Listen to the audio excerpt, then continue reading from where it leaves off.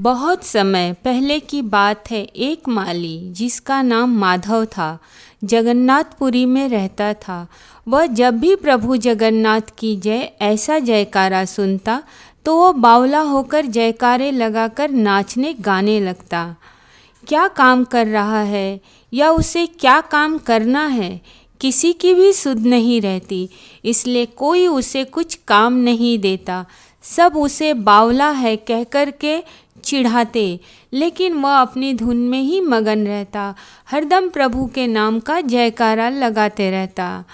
एक बार राज के एक मंत्री ने उस पर तरस खाकर राजा के बगीचे का काम उससे सौंप दिया और कहा, पौधों की देखभाल करना है, अच्छे से सुंदर सुंदर फूलों की माला प्रतिदिन भगवान के लिए बनाना है। उसने अच्छा कहकर काम करना शुरू किया। वह प्रतिदिन बगीचे में जाता, उसकी देखभाल करता, फूलों को तोड़कर माला बनाता। सिपाही उस माला को राजा तक पहुंचा देते थे। एक दिन राजा से मिलने कुछ साधु आए और वह जयकारे लगाते हुए प्रभु जगन्नाथ की जय कहकर आ रहे थे।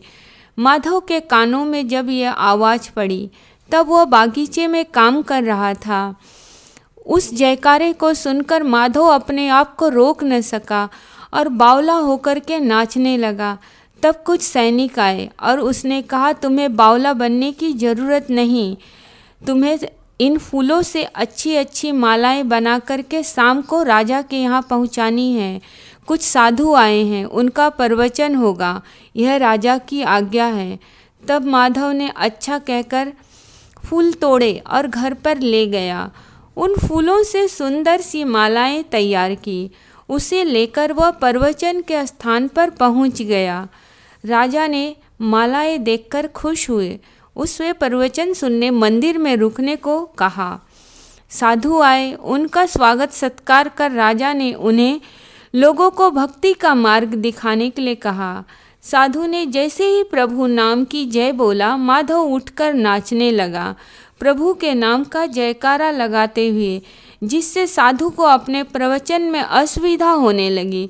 तब राजा ने गुस्से से माधव को मंदिर से बाहर निकाल दिया और वापस ना आए, ऐसा कहा।